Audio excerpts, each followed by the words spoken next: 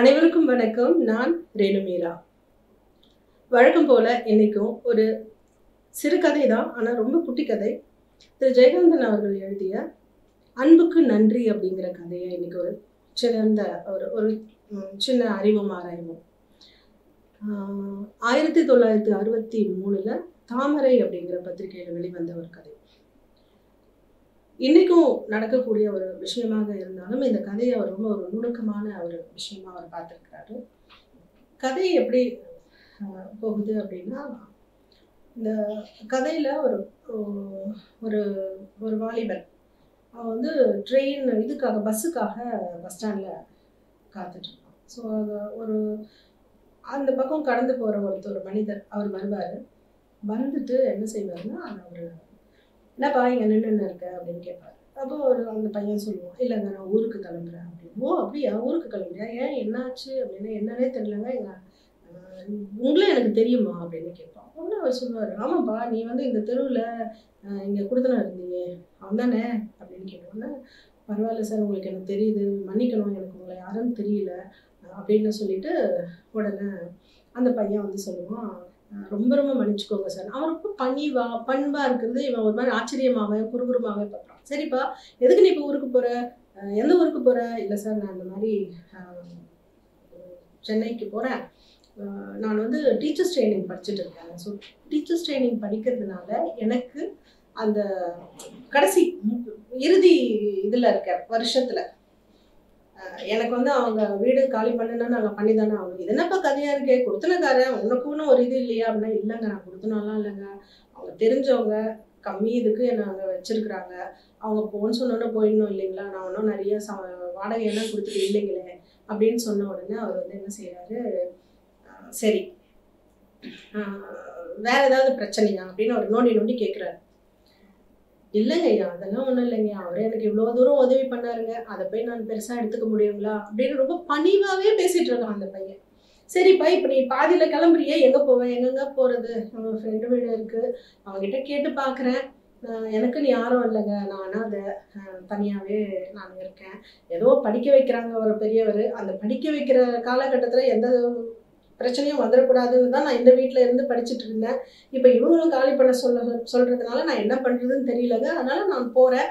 அவங்க வீட்டிலேருந்து இந்த ஒரு கடைசியாக அந்த ஒரு மாதமோ 2 மாதமோ நான் முடிச்சுட்டேன்னா எனக்கு வேலை கிடைச்சிடும். வேலை கிடைச்சதுக்கு அப்புறமா நான் பார்த்துக்கிறேங்க, நான் கிளம்புறேங்க, இவ்வளோ தூரம் எனக்காக நீங்கள் விசாரிச்சதே எனக்கு ரொம்ப சந்தோஷங்க அப்படின்னு. இந்த கேள்வி கேட்டுட்டு இருந்த ஆளுக்கு வந்து முகம் மாறுது, ரொம்ப ஒரு மாதிரி ஆகுறாரு, என்ன பண்ணுறதுன்னு தெரியல.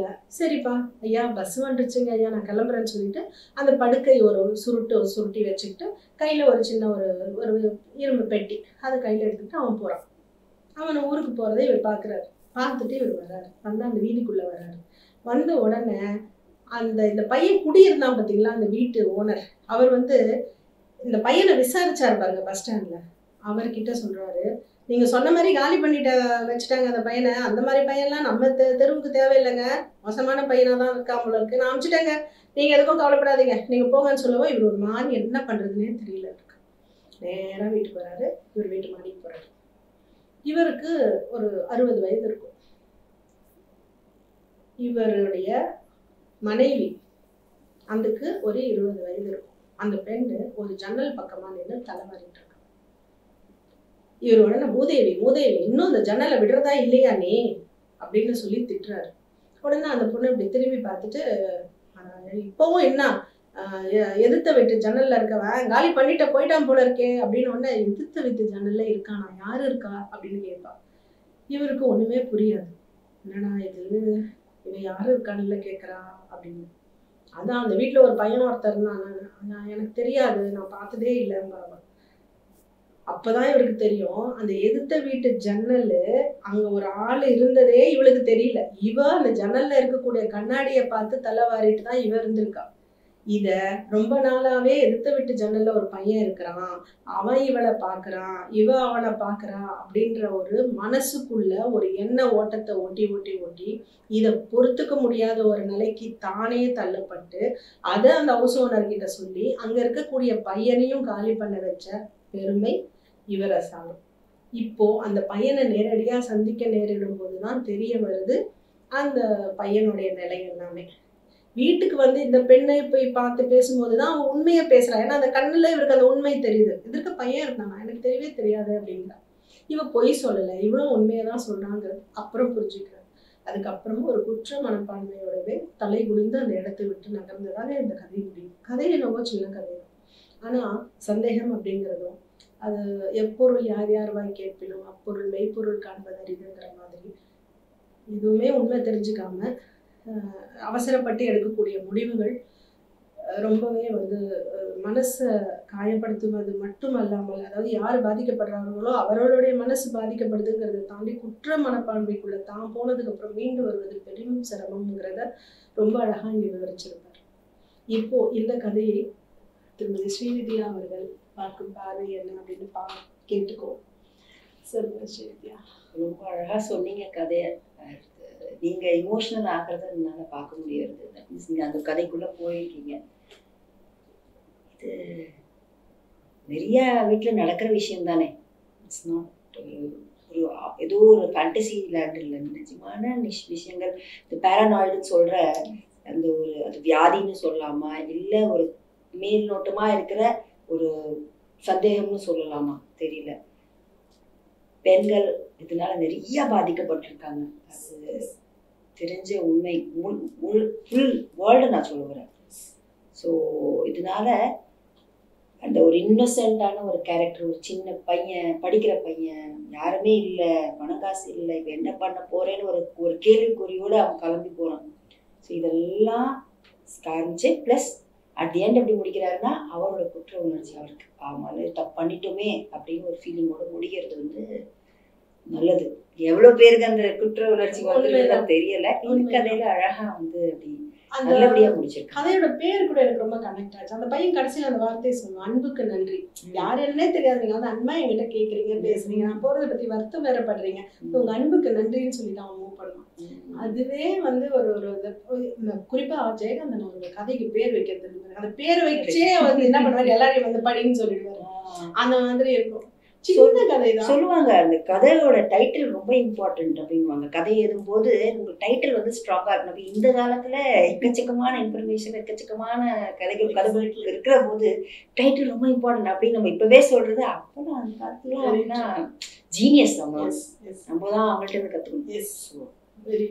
இதுல இன்னொரு விஷயம் நான் பார்க்க இவரோட கதைகள்ல வந்து ஒரு கேரக்டர் எடுக்கிறாருன்னா அதோட ஷேட்ஸ் காமிக்கிறாரு. இப்படியும் இருப்பாங்க, அப்படியும் இருப்பாங்க. ஸோ இது இவர் தான் அப்படின்னு சொல்ல முடியாது. அடுத்த செகண்ட்ல பார்த்தீங்கன்னா இவர் ஒரு அன்பான ஒரு மனிதர்னு ஃபர்ஸ்ட் ஹாஃப்ல நமக்கு புரிய வருது. அதுக்கப்புறம் அவரோட இன்செக்யூரிட்டியோ, அவரோட ஃபியரோ, அவர் ஏதோ ஒரு கான்ஃபிளிக்டோ அது காமிக்கப்படுறது. அப்புறம் முடிவுல மறுபடியும் ஆஹா ஒரு கில்ட் அப்படின்னா அவர் உள்ள இருக்கிற ஒரு நல்ல மனிதர் அப்படின்னு அதுவும் தெரிய வருது. So very true.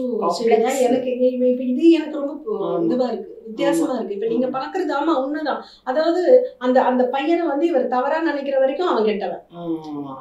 அப்ப அந்த பையன் வந்து இவர்கிட்ட அவனுடைய உண்மை கதையை சொல்லும் போது அவன் நல்லவனா மாறிடுவான். இவர் அந்த பையன் கிட்ட விசாரிக்க போகும்போது அந்த பையனை பொறுத்த வரைக்கும் இவர் நல்லவர். இவர் வீட்டுக்கு வந்ததுக்கு அப்புறம் தன் மனைவி வந்து கெட்டவ இல்லைன்னு தெரிஞ்சதுக்கு அப்புறம் இவர் நல்லவர். அப்போ எல்லா மனிதனுக்குள்ளும் ஒரு நல்லவனும் ஒரு கெட்டவனும் எல்லா நேரமும் இருக்கிறாங்க அப்படிங்கறத வந்து பியூட்டிஃபுல் ஸ்ரீவித்யா. எனக்கு நீங்க பாக்குற இந்த பார்வை வந்து எனக்கு ரொம்ப சந்தோஷமா இருக்கு. அழகா அவர் எழுதிருக்காரு, அழகா கொண்டு வர்றாரு கேரக்டர். எல்லா கேரக்டர்ஸ்குள்ளேயும் ஒரு நல்லதும் இருக்கு, ஒரு கெட்டதும் இருக்குன்னு தெரிய வருது. நிஜமாவே அமேசிங் அமேசிங்.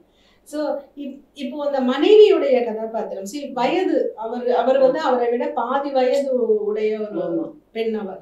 அவளும் இன்னோசென்ட் தான் தெரிய வரும்போது இவரால் அதை ஐயோ 2 பேருக்குமே நம்ம தப்பு பண்ணிட்டோமோ, துரோகம் பண்ணிட்டோமோங்கிற ஒரு எண்ணம் இவருக்குள்ள வருது.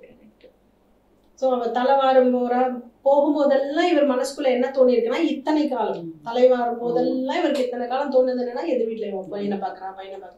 அந்த ஜன்னல் கதவை அவன் திறந்ததே இவ சொல்லுவா, கரெக்ட் அது ஒண்ணு இருக்கு. இவ சொல்லுவா அந்த ஜன்னல் என்னைக்குமே திறந்தே இருக்காது, அது எப்பவுமே மூடியதானே இருக்கும்.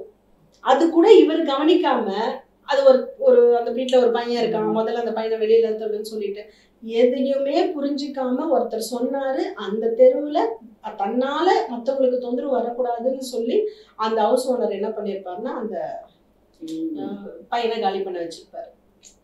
ஸோ இது நிஜமாவே வந்து இதெல்லாம் ஒரு சொல்லுவாங்க, தீர விசாரிக்காம முடிவு எடுக்காதீங்க அப்படின்னா. பட் யூஸ்வலா நடக்கிற விஷயம் தான்.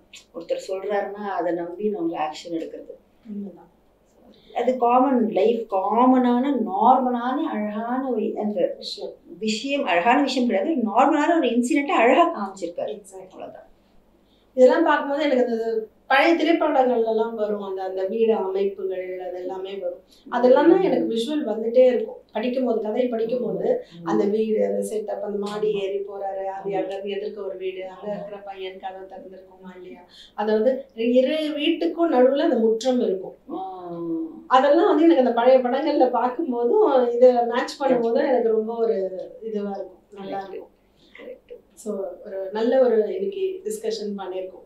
எல்லாமே வந்து இந்த உளவியல் ரீதியாக ஒரு கதையை நம்ம எடுத்து பார்க்கும்போது நிறைய தெளிவுகள் நமக்குள்ள பிறக்கிறது நான் பார்க்குறேன். அதை எடுத்து சொல்லும் போது மற்றவர்களுக்கும் அதை வேற ஒரு பார்வையிலும் பார்க்கலாம்ங்கிற ஒரு ஐடியா வருது தான் இந்த இடத்துல நம்ம பார்க்குறேன்.